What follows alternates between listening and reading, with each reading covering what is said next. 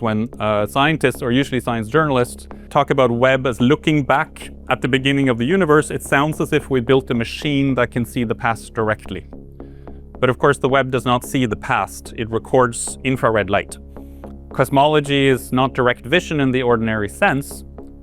It is a disciplined reconstruction of signals according to a theoretical model. So it's basically a theory of the universe built from traces of light.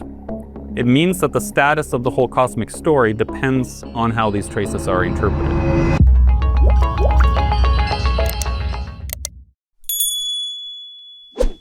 I'm very excited to be here. I've been here several times now, and I can't imagine a better place for this talk than a festival that's called How the Light Gets In. Because today I want to take that phrase almost literally. Because in cosmology, everything depends on how the light gets in.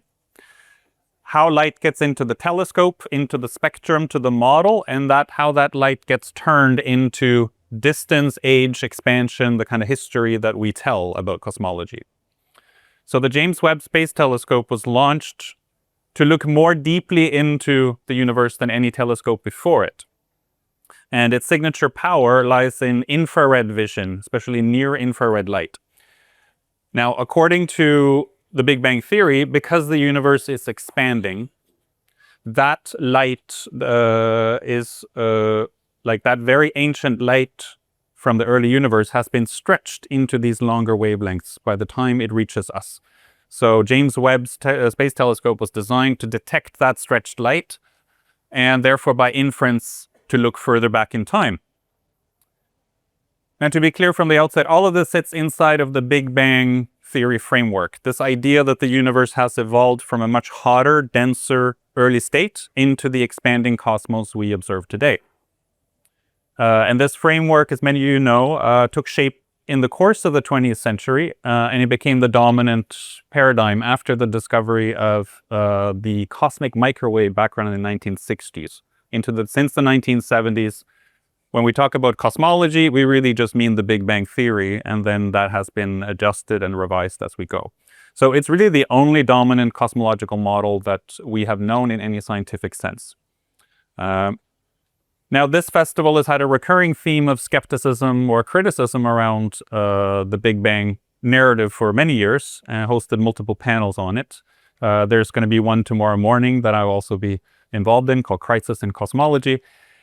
So that is not new, but what James Webb Space Telescope does that I want to go into here is it pushes this crisis in cosmology into a kind of a new mode, because there's now a significantly wider and deeper data set than ever before, and new ranges. So this makes it particularly interesting. And I want to be clear from the outset, based on the data so far, I don't think it's right to say that Webb has disproved the Big Bang or that the Big Bang has been falsified by the data that's coming in. That's too blunt. But what Webb has done is exposed a heightened pressure inside of cosmology. And that pressure reveals a deeper issue that I want to focus on in my talk today. And that is this dependency of cosmology on light and interpreting light. Now, this is obvious to anyone who works in the field, but it's not obvious in the popular story we talk about the universe. So what I want to show in the following is that this matters because cosmology does not observe the universe directly. It infers, it receives light, it measures it, and then it uses a very complex theoretical framework to turn those measurements into distance, age, mass, expansion, and history. The things we think we know about the universe. So there's an awful lot that hangs on how we understand and interpret light itself. Since many of you came to this talk, I assume you know a thing or two or heard about the James Webb Space Telescope. But just for context, it's the largest, most powerful, most complex telescope ever launched into space. It cost around $10 billion, so it's one of the most expensive scientific instruments ever built. It took decades, ate up half of NASA's budgets for a long time. It was launched on Christmas Day in 2021, and it reached its observing position near the Sun-Earth, what's called the L2 point, about 1 million miles from Earth. And it began releasing its first data and science images in July 2022.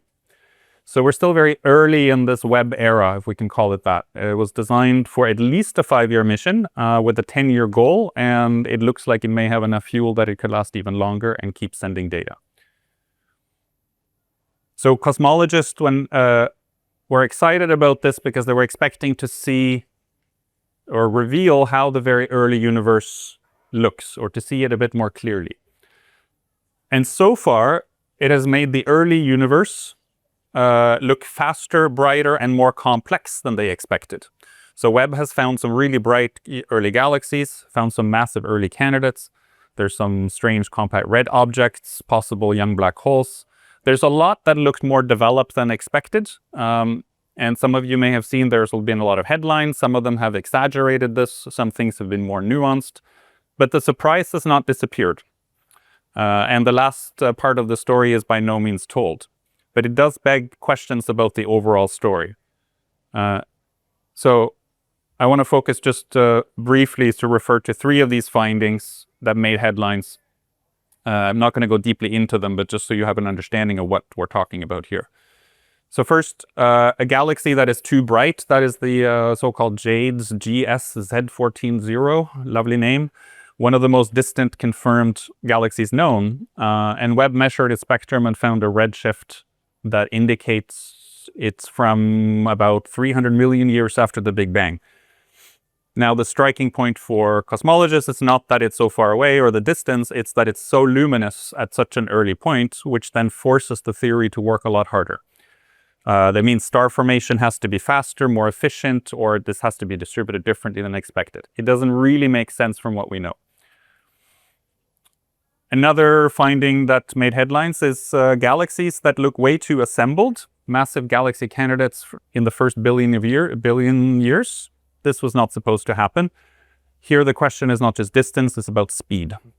So how did so much stellar structure assemble so quickly? Again, a mystery. It doesn't necessarily break the Big Bang model, but it does strain what we thought we knew.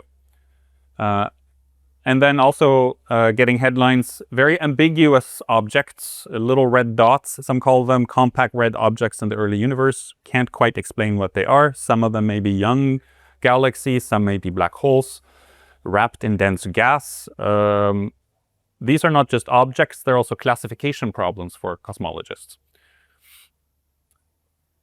And there are surely more and more to come. So my point here in this talk is not to dive into the interpretation of these specific data, but to highlight this more philosophical issue, that all that Webb gives us is signals. And signals do not interpret themselves. We do. And how do we interpret it? So let's put the scope of cosmology in context, because it's very easy to forget how vast the claim is. So when I first tried to grapple with the science out of my own curiosity many years ago, one of my research questions was, how much of the universe have we empirically explored well enough to be confident, and how much is projection from that basis? This was not so obvious and not so clear, not so easy to get good answers on. Often when you refer to or you hear the key scientists in the field and the science journalists in the field, they speak as though it is like 100% certain and we have the numbers and it looks so detailed and precise. But let's see if we can narrow down how much of the empirical confidence we have. I actually asked, I worked with a physicist in Canada for a while, and I asked him, can you put a percentage on it? That would be the nicest if you could just how much of the universe would, of the total, do we know for sure that we have empirical confidence on? He took the exercise and ran some numbers, and he came back with 0.1%. Then I went to another cosmologist, and he took that apart, and that's based on some assumptions, and it's actually not that. And then I realized after a while there's going to be disputes on exactly the number. So I don't front load this number, but we're talking about a tiny percentage.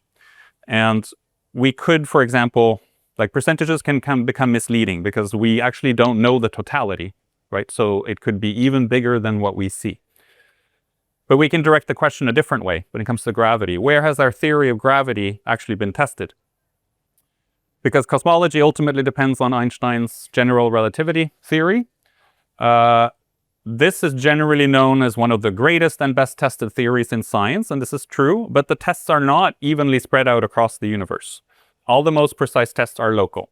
So Earth, satellites, our solar system, planetary motions, there's light bending near the sun. Within this range, we have very high confidence. And then there are some strong field tests further away. There's something called binary pulsars, neutron stars. Research around black holes can give indications around the validity of our theory of gravitation. But when we move to the scale of the whole universe, then something changes. Because we're no longer testing gravity in isolation. We are testing gravity inside of a complete cosmological model. And that model includes many assumptions about the distribution of matter, the expansion of space, and the large-scale uniformity of the universe. So this is why cosmology depends on actually a lot of principles and a lot of assumptions. But one key one is called the cosmological principle. And that holds that on the largest scales, the universe is broadly the same everywhere in every direction. It's so-called homogeneous and isotropic. And this principle is theoretically supported by the large-scale smoothness of the cosmic microwave background. This is the argument that's been made as a reference for it. But this cosmological principle is still a principle. We cannot verify it from outside the universe. And actually, when you do look around the maps of the universe, it does not seem very intuitive that the universe is the same in every direction, because it's clearly not now. So you really have to do a wide frame and allow a lot of wide berth to allow for that principle. But either way, we use observations from within the universe to justify the simplifying assumption about the whole.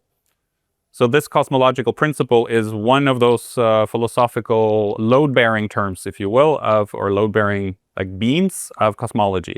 It enables scientists to do a lot of work, but it is an assumption in that it cannot be scrutinized by scientific tests themselves. So if we broadly map out how we see the universe, and this is not an exact map, but we have, largely speaking, we have three domains. We have a domain of direct observation within our own solar system and what we could see up until a century ago. Then we have a much larger domain of inference, and this is where Webb operates. And beyond that, we have an unknown totality.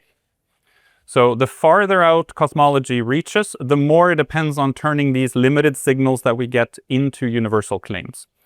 So in our tiny corner of the universe, we have a theory that hangs together with what we can measure. But the farther out we go, the more model dependent we become. So the shakier it gets. And this is important to understand when we look at what Webb is sort of bringing back of data. Because when scientists, or usually science journalists, talk about Webb as looking back at the beginning of the universe, it sounds as if we built a machine that can see the past directly. But of course, the Webb does not see the past. It records infrared light. So it measures wavelengths, spectra, brightness, patterns of radiation. Then those measurements are interpreted. So a spectral feature becomes a redshift. A redshift becomes a distance becomes a look-back time. And then a brightness becomes a mass estimate. And all these, the population of objects that we can spot becomes kind of a history of cosmic structure. So cosmology is not direct vision in the ordinary sense. It is a disciplined reconstruction of signals according to a theoretical model. So it's basically a theory of the universe built from traces of light. Now, to be clear, that's an achievement. This is not a scandal, but it's just, it means that the status of the whole cosmic story depends on how these traces are interpreted.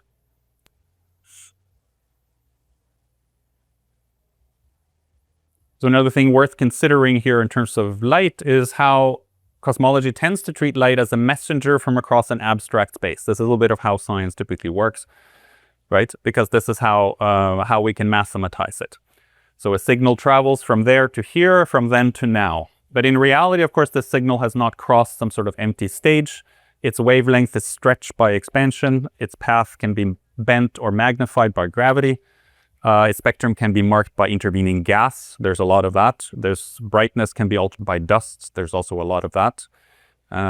So its whole meaning depends on the instrument, the calibration, the model. So cosmology reads light after the universe happened to it, so to speak. And then it asks that light that we receive to tell us the whole history of the universe. Now that's a deep tension, right? This model tells us how to read the light, and then the light confirms or forces a revision to the model. And there's a circularity in this, and that circularity is how science works or has to work at the edge of the observable.